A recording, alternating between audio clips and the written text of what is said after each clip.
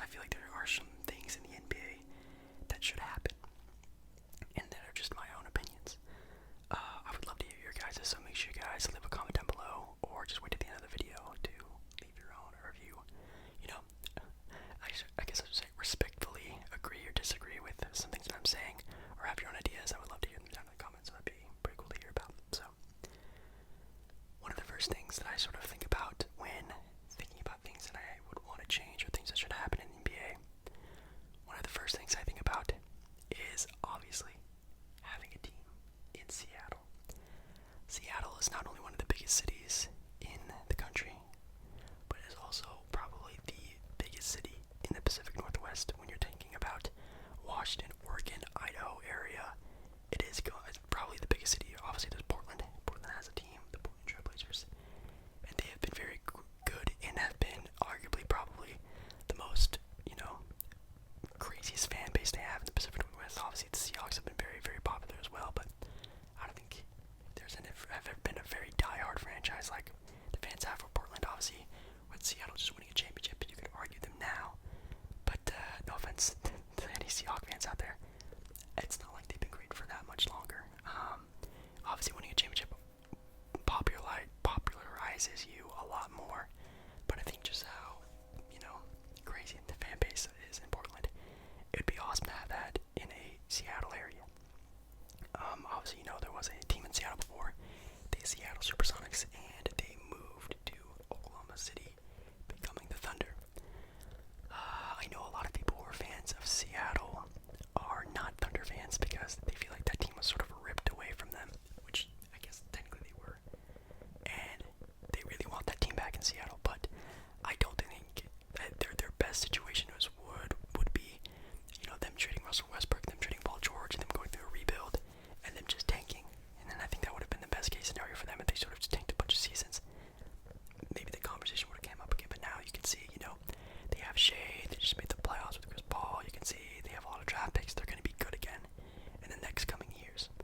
So I don't think that's a very reasonable team to come back to Seattle. Now there's always the option of, adding a team in Seattle and then adding a team to the Eastern Conference, like a Baltimore team, a Louisville team, some other Eastern Conference team to level the playing fields, making each conference 16 and 16. Now the problem with that is that's a lot of money, and that's a lot of the things the NBA has to figure out with, adding schedules and things like that, so that might be a little bit tougher. But in my opinion, and probably something that would be in a lot of other people's opinions, is moving a team. And in my opinion, besides OKC, the Sacramento Kings, I feel like should be a team that moves to Seattle to replace, I guess, the Supersonics. Sure, they can move to Seattle and still be the Kings, since the Kings have such a rich history with them, and I think they were the Royals as well, but I think just them moving would be the best for that franchise. No offense to Sacramento, the city, but I just feel like the powerhouse teams they have in California with the Warriors, the Clippers, the Lakers now, having the Kings there is just so weird, and it's just so out of place. I've been to a Kings game, and I really like the Kings. The Kings are probably like my third favorite team in the NBA, but I just feel like that franchise can just do so much better, and obviously with the resources they have in Seattle, it might be a little bit better. I think a lot of players would much rather play in Seattle than Sacramento or a lot of other cities in the NBA. There are a lot of great NBA players to come out of, the Pacific Northwest area, especially in Washington. Seattle has, a lot of really good basketball players, and I just feel like if they did move the team there, I'm sure a lot of, top players in the league wouldn't mind going to Seattle and being, that head dog, and I think that'd be kind of cool. Or just, adding better pieces around De'Aaron and all them. I think that'd be a lot of fun. So I think my first thing when I think about what I'd want to see in the next 5 years would be a Seattle team, whether it's I forget what, an expansion draft, adding another team to the East and the West, or moving a team like, in my opinion, the Kings, who I think actually almost did move to Seattle. I think that'd be kind of cool. Let me know what you guys think about that one. Another one I have in mind is, this one is kind of funny. This is more like a joking one, but in my opinion, in the next 5 years, what I think will happen is we're going to find, finally, a all-forwards starting lineup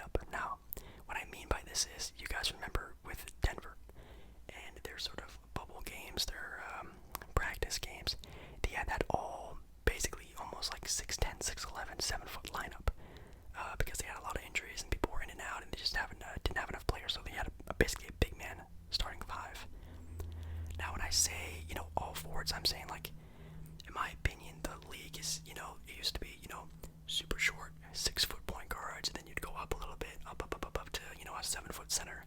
I feel like these are starting to level out now, where you're starting to see a lot of players like Ben Simmons, LeBron James, LaMelo Ball coming in the draft. You're going to start seeing a lot of players shift, and now you have, Ben Simmons, who's about 6'9", 6'10", starting at point guard, and you have a player like Bam Adebayo, who's about 6'9", 6'10", starting at center. And I feel like there will be a team at some point in the next 5 years that will have a 6'8", 6'9" point guard, maybe a 6'7" shooting guard, maybe a 6'8" small forward, a 6'9" power forward, a 6'9", 6'10" center. And that's going to be like sort of like the normal sort of NBA starting lineup, and the big man will just be gone out of the league. I feel like within the next 5 years, one of these teams, whether it's, maybe it's some team that takes a chance like Houston did with an all small ball lineup, they're going to switch it and be an all sort of forward size lineup where they can guard 1 through 5. Especially when you think of like LeBron James or Ben Simmons, their defense is immaculate because they're quick enough to guard point guards who are about 6'3", but can also, compete with centers who are about 6'11", 7 foot almost. So I feel like there will be a team that sort of utilizes that sort of flexibility on defense, and with players nowadays where, there's like kids who grow up to be, bull size, but can dribble the ball, play great defense, shoot the ball, like an Anthony Davis type. I feel like that's going to start becoming the norm. So I feel like within the next 5 years, you will see a team have a full, like at least starting lineup of players who are all even height, about like 6'9". And I feel like that'd be really cool to see. Obviously very sad when it comes to, obviously, the center game sort of being out of the league. You think of Joel Embiid, and Joel Embiid is probably the last of like the really, really good normal big men. Obviously we have Jokic, who is arguably the best big man in the league right now, when it comes to, health and things like that. Who's great, but man, that guy passes. That man is a shooter. He's just so different from a typical big man. I feel like Joel Embiid is just has such a prehistoric game. Look at Andre Drummond. Andre Drummond was the star cornerstone for his team, and now he got traded to a sort of, I don't want to say useless franchise, but a franchise that's been in the rut for a couple years now for like a second round pick. So I don't know. That's pretty sad in my opinion, but I feel like there will become a day within the next 5 years that a team will come together, somehow find a bunch of players who are around like 6'8", 6'9", and play an entire roster full of them. Well, not a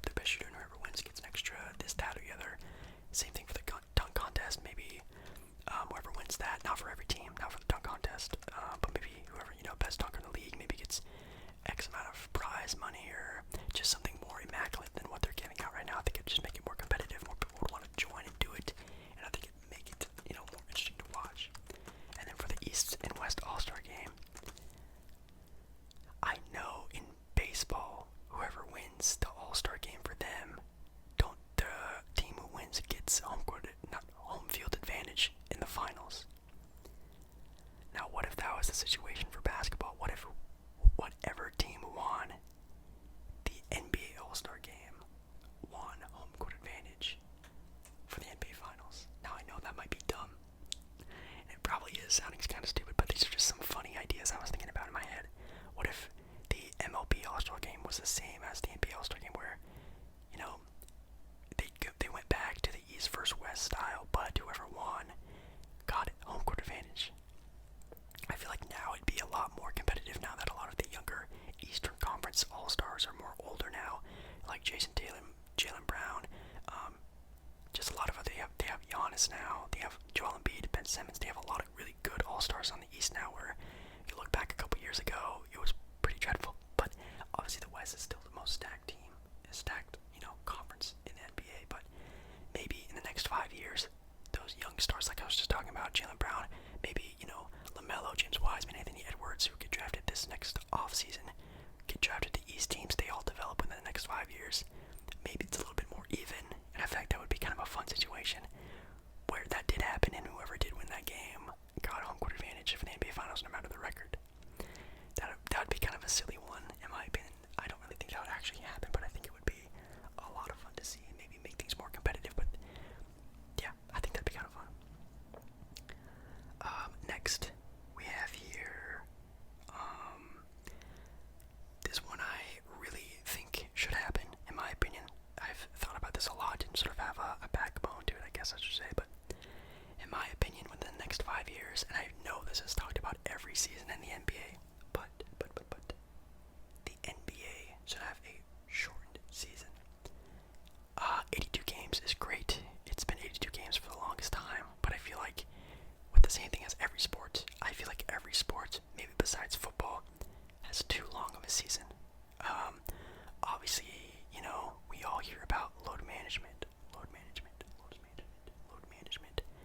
and that's horrible to think about, going to a game where maybe you're a team that's rebuilding, like a Charlotte Hornets or Cleveland Cavalier team, and they're playing the Clippers or the Lakers or this team or that team, and you really want to see one of your favorite players play your team, but they sit out because load management. 82 games is a long time, and I feel like that would be kind of unfair for that to happen. So in my opinion, I feel like the league should at least go to maybe somewhere around 72 games. Maybe they take 10 games off the sort of season. Maybe chipping it down to maybe around Christmas time to when the NBA season starts and going on till the regular schedule, till about April for the playoffs. I feel like that'd really help out a lot of the players, sort of, with injuries and things like that. I think it would maybe even save the NBA money for players who maybe aren't playing a lot.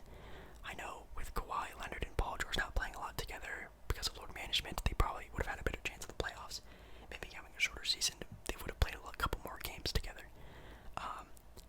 And also with that being said, now that the NBA in this scenario has a shortened season, they have more time for playoffs, and with the more times in the playoffs, I feel like putting together the 1 through 16 setup, like the March Madness sort of setup, would be a perfect time to do that, because you can still have, a Portland Trailblazer matchup against, I don't know, I'm trying to think, it's like an Orlando Magic a matchup.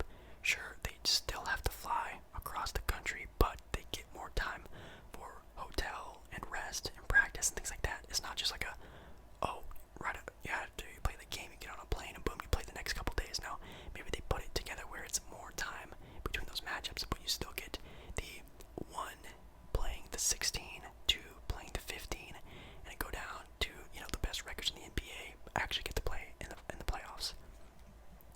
Like I said before, the East is starting to come together a lot better now, and it's starting to become a lot more competitive. Back in the day when LeBron was just dominating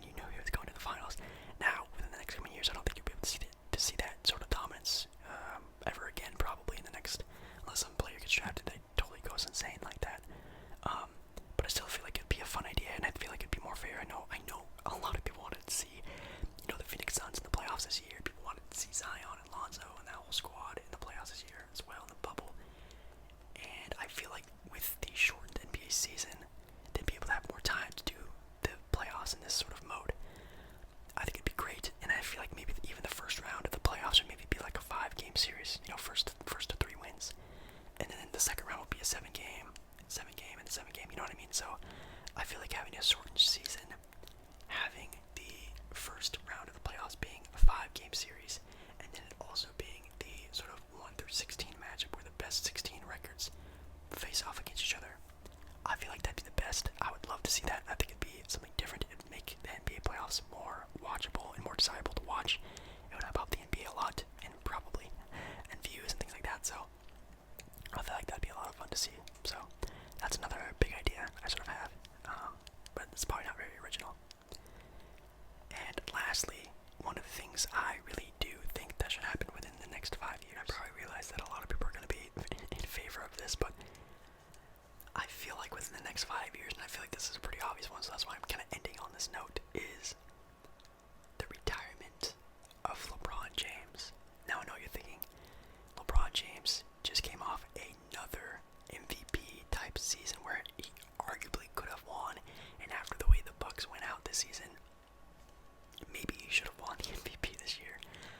He's now on to the NBA Finals now against the matchup between whoever wins between the Celtics and the Miami Heat.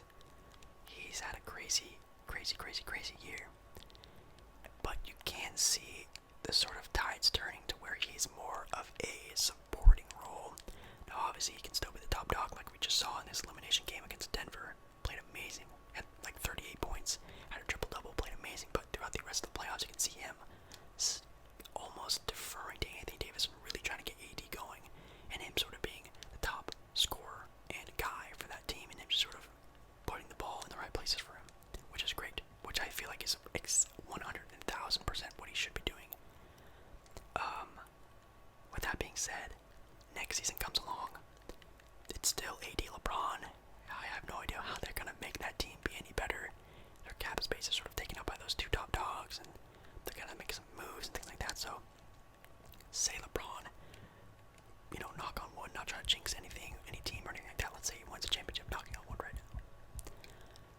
And next season, doesn't go as planned. They make the playoffs. Maybe they get out of the second round. They play like the Clippers, the Mavericks, or some big, or Denver again, even, and they lose.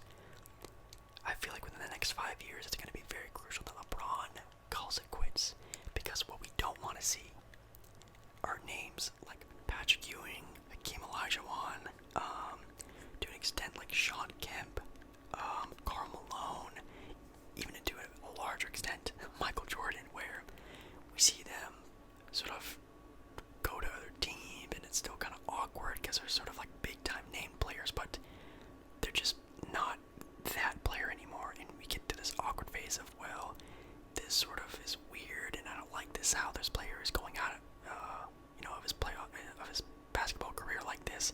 It's kind of weird. Obviously Michael Jordan is a different topic because he actually was still balling on the Wizards, but I still feel like he was balling on the Wizards because his name was Michael Jordan. He probably got a lot of touches and things like that, so I definitely understand that. But there's a lot of other great names that have been, I don't want to say tarnished, but it's sort of weird to talk about those sort of situations now. I don't want to see LeBron James on the Lakers for the next 5 years, sort of just getting bounced out of the playoffs all the time and just trying to reach accolades and things like that. So in my opinion, I feel like obviously within the next 5 years he probably will retire. This is kind of like an obvious one, but I don't want him to go into that weird sort of phase where it's like, oh, LeBron James is now on the Philadelphia 76ers, and it's kind of like a weird situation, which I don't think he'll do. What I would love to see, again, knock on wood, not trying to jinx any teams here, LeBron wins a championship this year. It's immaculate. It's amazing. Maybe next season they give it another go. We see how it goes. If they make it kind of far, that's awesome. Maybe the next season they try it again. And I would absolutely love to see LeBron have an amazing, like, sort of Kobe Bryant tour. He announces his retirement before the season starts, and it's sort of a LeBron James year, and I think that'd be amazing. I think that'd be great. He obviously deserves it. He's one of the best players of all time, top player of all time for sure. And I think that'd be great. What I think would be even kind of cool would be if he even signed like a 1-year contract with Cleveland, like with Kobe did. It didn't really matter what the Lakers did that year. They weren't going to be that great anyway, so they should have just had a good year with Kobe being the sort of centerpiece of that sort of year. Maybe they do that again with Cleveland. That'd be kind of fun if LeBron signed a 1-year deal with Cleveland. He ends his time in the NBA in Cleveland. I think that'd be awesome. So, will that happen? Probably. Will he sign with Cleveland? as a Los Angeles Laker, and I think it'd be really cool too. But I feel like in my sort of perfect basketball mind, the perfect story, I think would be awesome if he, signed a 1-year deal for like 10 million or 5 million with Cleveland and sort of ended his career where it all started. I think that'd be really cool, like with what Dwayne Wade did. He came back after being with Chicago and Miami and Cleveland. I think that'd be kind of cool. So hopefully you guys enjoyed that video. Hopefully it was somewhat entertaining, relaxing, whatever you wanted to be. If you have any other ideas of what I should do, leave it down in the comments. And yeah, I really